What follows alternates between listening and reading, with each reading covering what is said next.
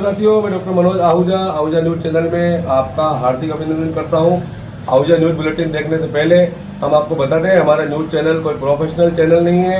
हमारे से जो लोग जुड़े हुए हैं, जो हमारे सब्सक्राइबर्स हैं, उनकी खबरों प्राथमिकता से दिखाना हमारा पहला उद्देश्य है। इसके साथ ही हम लीगल अपडेट दिखाते हैं। इसके अलावा मसूदा विधानसभा से जुड़ी खबरें दिखाना भी हमारी प्राथमिकता में शामिल है। कहीं भी किसी के साथ अन्याय हो रहा हो, किसी के साथ अत्याचार हो रहा हो, वो यदि हमारे पास खबर भेजते हैं तो हम उस खबर को प्रॉपर मंच तक पहुंचाते हैं, उसकी आवाज़ बनने की कोशिश करते हैं।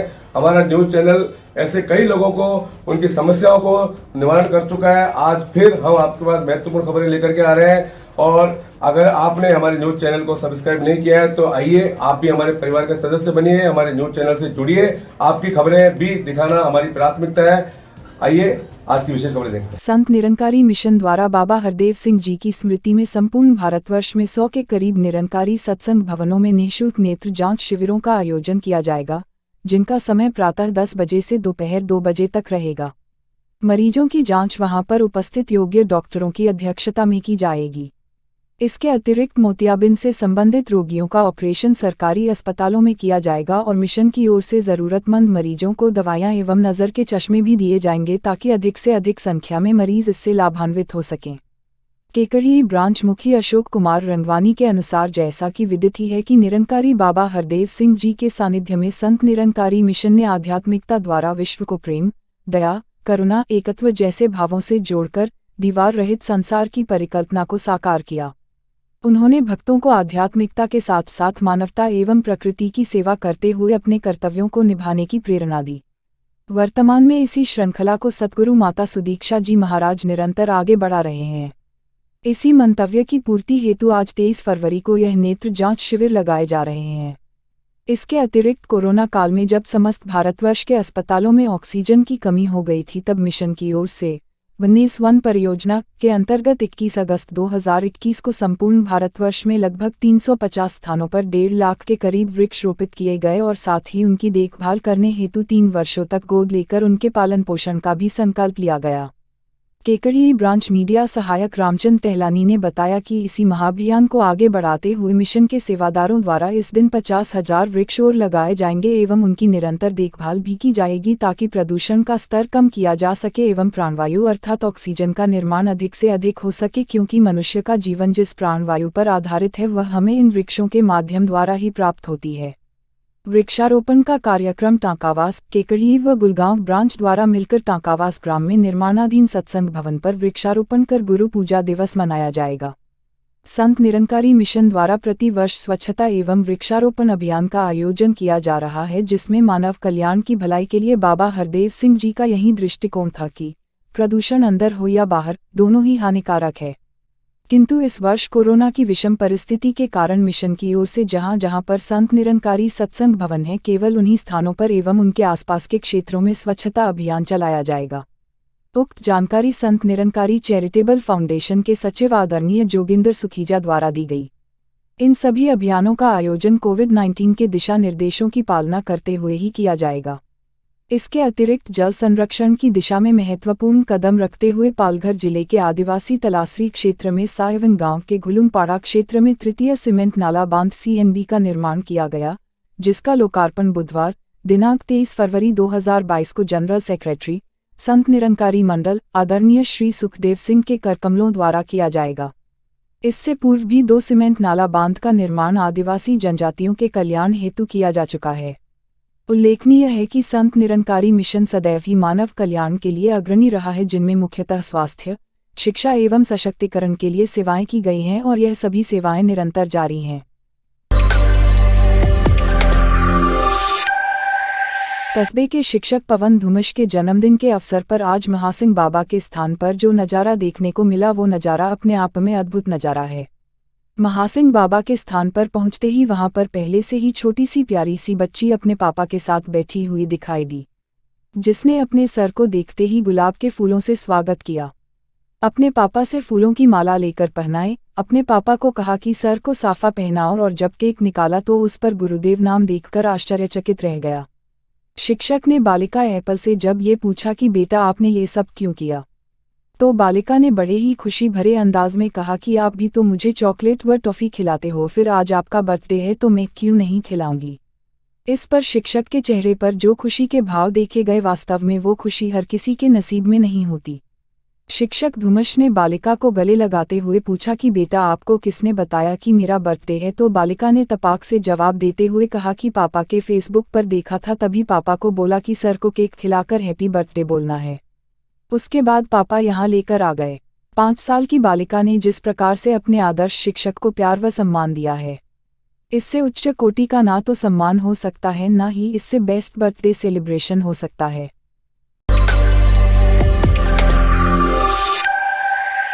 जिला विधिक सेवा प्राधिकरण के सचिव रामपाल जाट अपर जिला न्यायाधीश ने आज एडीआर सेंटर के सभागार में महिला कल्याण मंडल बाचियावास के सानिध्य में बाल यौन शोषण, बाल तस्करी एवं बाल श्रम के साथ साथ बालकों के अन्य मुद्दों पर जनसंवाद कार्यक्रम का आयोजन किया। संस्था के निदेशक राकेश कुमार कौशिक ने बताया कि संवाद का उद्घाटन जिला विधिक सेवा प्राधिकरण अजमेर सचिव रामपाल जाट, राज्य बाल आयोग की सदस्य नुसरत नकवी, अतिरिक्त पुलिस अधीक्षक धर्मवीर सिंह जानू, बाल कल्याण समिति अध्यक्ष अंजलि शर्मा, अजमेर प्रेस क्लब महासचिव एवं बचपन बचाओ आंदोलन के प्रतिनिधि राजेंद्र गुंजल एवं संस्था सचिव तथा मुख्य कार्यकारी अधिकारी आर कौशिक ने संयुक्त रूप से किया।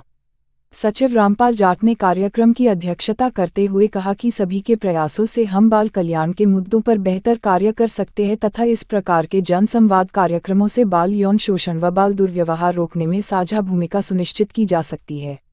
अपर जिला एवं सत्र न्यायाधीश रामपाल जाट ने जिला विधिक सेवा प्राधिकरण से जुड़ी पीड़ित प्रतिक स्कीम, पोक्सो व अन्य मामलों में उपलब्ध कराई जाने वाली विधिक सहायता के बारे में विस्तार से बताया। जन संवाद के दौरान उपस्थित प्रतिभागियों ने अजमेर से संबंधित बाल कल्याण के मुद्दों पर प्रश्न किए, जिनका जवाब सचिव महोदय ने देते हुए कहा कि हम सभी को संवेदनशील होकर बालकों से संबंधित कार्यों को प्राथमिकता से करना होगा। कार्यक्रम में मुख्य अतिथि के रूप में संबोधित करते हुए राज्य बाल आयोग की सदस्य नुसरत नकवी ने कहा कि बच्चे के सर्वोपरि हित को ध्यान में रखते हुए हमें निर्णय लेते हुए सामूहिक प्रयास करने होंगे, तभी हम उनके लिए बेहतर कार्य कर सकेंगे। नकवी ने कहा कि जहां भी आयोग स्तर पर सहयोग की आवश्यकता होगी, आयोग सदैव तत्पर रहेगा। जन संवाद के दौरान 20 से ज्यादा बाल संरक्षण एवं बाल अधिकार के मामलों की सुनवाई की गई एवं बालकों को सामाजिक सुरक्षा योजनाओं तथा स्कूल से जोड़ने में आ रही समस्याओं पर चर्चा करते हुए संबंधित विभाग को कार्यवाही के लिए निर्देशित किया गया। साथ ही अजमेर को बाल मित्र जिला बनाने के लिए साझा प्रयासों की आवश्यकता पर खुलकर चर्चा हुई।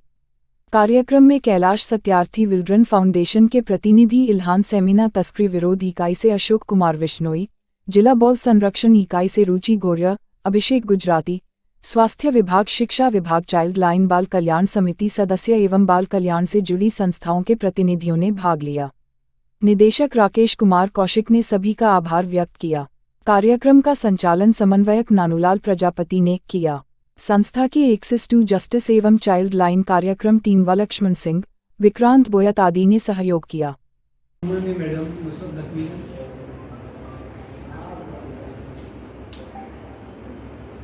मैडम अंजलि जी, धर्मवीर जी, गुंजन साहब, अशोक जी, सम्मानीय सभी प्रतिभागियों, बहुत अच्छा डिस्कशन रहा, अच्छा संवाद रहा, काफ़ी कुछ एक दूसरे से अपन ने सीखा। मैं कुछ ज़्यादा नहीं बोल के दो टॉपिक अपनी बात खत्म करना। सबसे पहली तो बात है कि समस्या कहाँ पर है।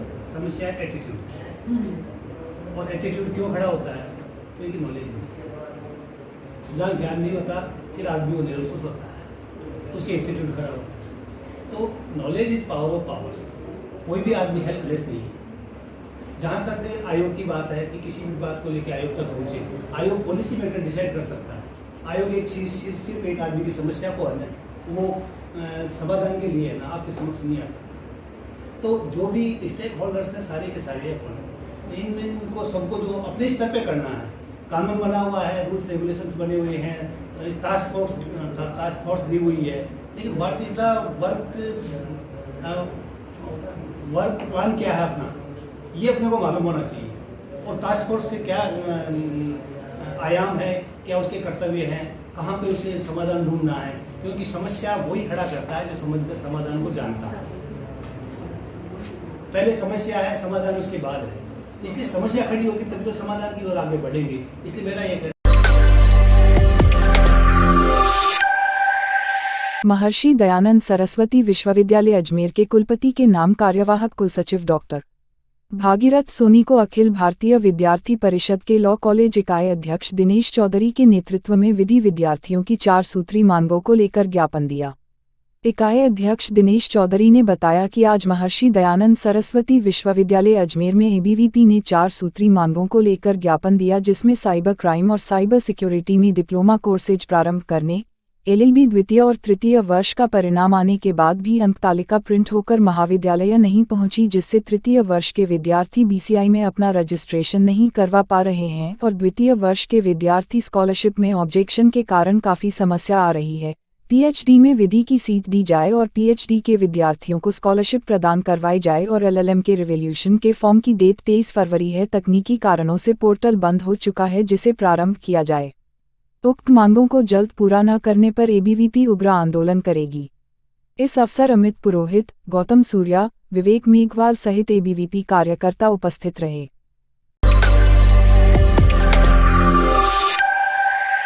राष्ट्रीय विधिक सेवा प्राधिकरण के आह्वान पर राजीनामा योग्य मामलों सहित पारिवारिक विवादों, मोटर दुर्घटना से संबंधित विवादों के निस्तारण के लिए हर 3 महीने में लोक अदालत का आयोजन किया जाता है। 12 मार्च को होने वाली राष्ट्रीय लोक अदालत को सफल बनाने के उद्देश्य से आज जिला विधिक सेवा प्राधिकरण के सचिव रामपाल जाट ने देरांठू ग्राम पंचायत मुख्यालय पर आज जागरूकता शिविर का आयोजन किया, जिसमें देरांठू निवासियों के लंबित प्रकरणों में पक्षकारों के बीच समझाइश कराने हेतु पंचायत मुख्यालय बुलाया गया, जिसमें आए सभी पक्षकारों को तालुका विधिक सेवा प्राधिकरण अजमेर जिला सचिव अपर जिला एवं न्यायाधीश रामपाल जाट ने आपसी सहमति से प्रकरणों का निस्तारण मिल बैठकर कैसे किया जाए उस संबंध में जानकारी दी। उन्होंने बताया कि छोटी छोटी बातों से बढ़ते विवाद जो अदालत में आ जाते हैं, जिससे समय, धन आदि लगने के साथ परिवार में मनमुटाव व रंजिश घर करती जाती है। न्याय विभाग ने ऐसे प्रकरणों को ध्यान में रखते इनका शीघ्र निस्तारण कराने व बढ़ते पारिवारिक विवादों के निस्तारण के लिए यह लोक अदालत लगाकर समझौता कराने में पहल की है, जिसमें सभी तरह के प्रकरणों का मिल बैठकर निस्तारण किया जाएगा, जानकारी दी।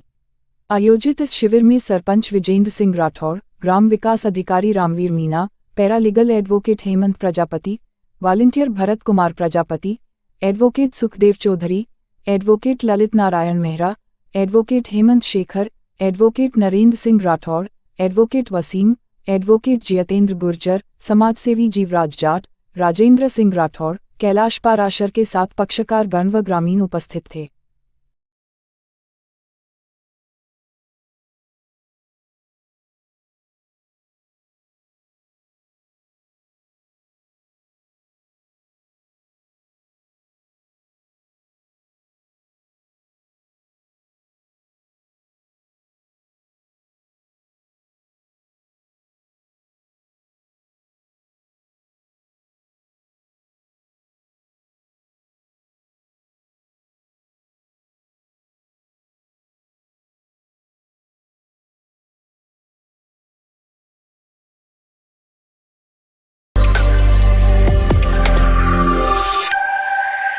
राजस्थान हाईकोर्ट में वरिष्ठ अधिवक्ताओं के मनोनयन में अनियमितता को लेकर 25 जनवरी से धरना जारी है। आज 29वें दिन भी धरना जारी रहा। एक वरिष्ठ वकील ने मुख्य न्यायाधीश से कहा, दबाव में गलत निर्णय लिया। मुख्य न्यायाधीश ने जवाब दिया कि दबाव में काम करता तो पता नहीं कहाँ होता। यह बात मुख्य न्यायाधीश ने कुछ वरिष्ठ वकीलों से उनसे वरिष्ठ वकीलों के मनोनयन पर वार्ता के दौरान कही। पहली बार शांतिपूर्ण तरीके से ऐतिहासिक धरना चल रहा है। न्यायालय में कामकाज भी किया जा रहा है और विरोध भी लगातार दिया जा रहा है। आज धरने पर विमल चौधरी, पूनमचंद भंडारी, राजस्थान बार काउंसिल के पूर्व सदस्य और जयपुर बार के पूर्व अध्यक्ष Vijay Singh Poonia, doctor PC Jain, Rajasthan high court के पूर्व उपाध्यक्ष लक्ष्मीनारायण बोस, धरोहर बचाओ समिति के संरक्षक भारत शर्मा, कॉमरेड सुरेश कश्यप, हिम्मत सिंह, पंकज गुलाटी, आईजे खतूरिया, अजीत सिंह लूनिया, त्रिलोकचंद व्यास, राजकुमार गोयल, रिटायर्ड जिला जज ने एल वर्मा, सुरेंद्र लांबा सहित सैकड़ों अधिवक्ता धरने पर बैठे। अधिवक्तागण का हस्ताक्षर अभियान जारी है। वकीलों ने कहा, वरिष्ठ अधिवक्ताओं का अपमान नहीं सहेंगे। वरिष्ठ अधिवक्ताओं ने यह भी मांग की हाईकोर्ट कॉलेजियम वकीलों में से जजों की नियुक्ति करते हैं उसमें भी अधिवक्ताओं से प्रार्थना पत्र आमंत्रित करने चाहिए और जो सीनियर अधिवक्ता मनोनयन करने के लिए गाइडलाइंस है वही गाइडलाइंस जजों की नियुक्ति के लिए होनी चाहिए और उनके प्रार्थना पत्रों को दस्तावेज सहित वेबसाइट पर डालना चाहिए ताकि समस्त अधिवक्ता यह जान सके कि जो जज बनने जा रहे हैं उनमें कितनी काबिलियत है, क्योंकि उनकी नियुक्ति से लाखों लोगों के भविष्य पर असर पड़ता है और जजों की नियुक्ति में महिलाओं की उपस्थिति नगण्य है। 50 जजों में से कम 10 महिलाओं का चयन होना चाहिए और इसके अलावा जजों की नियुक्ति में कॉलेजियम में लोकल जजेज का बहुमत होना चाहिए, क्योंकि बाहर के जजों को यहाँ के अधिवक्ताओं के बारे में पूरी जानकारी नहीं होती है। वर्तमान समय में मुख्य न्यायाधीश महोदय और वरिष्ठतम जज MM श्रीवास्तव जी हैं, इसलिए कॉलेजियम में 5 जज होने चाहिए और बाहर से जब आते हैं तो कॉलेजियम जल्दी नहीं होना चाहिए, उन्हें कम से कम 6 महीने तक विभिन्न रोस्टर में बैठकर वकीलों की बहस सुनकर चयन करना चाहिए। इसके अलावा वकीलों में इस बात का भी रोष है कि 26 वरिष्ठ अधिवक्ताओं का मनोनयन किया गया है, उसमें सिर्फ एक महिला अधिवक्ता का मनोनयन हुआ है और एक महिला अधिवक्ता जिसका नाम कॉलेजियम ने सुप्रीम कोर्ट के लिए भेजा था उनको भी वरिष्ठ वकीलों के मनोनयन में चयनित नहीं किया गया है तथा SC ST और OBC की अधिवक्ताओं के नाम भी नज़रअंदाज किए गए हैं।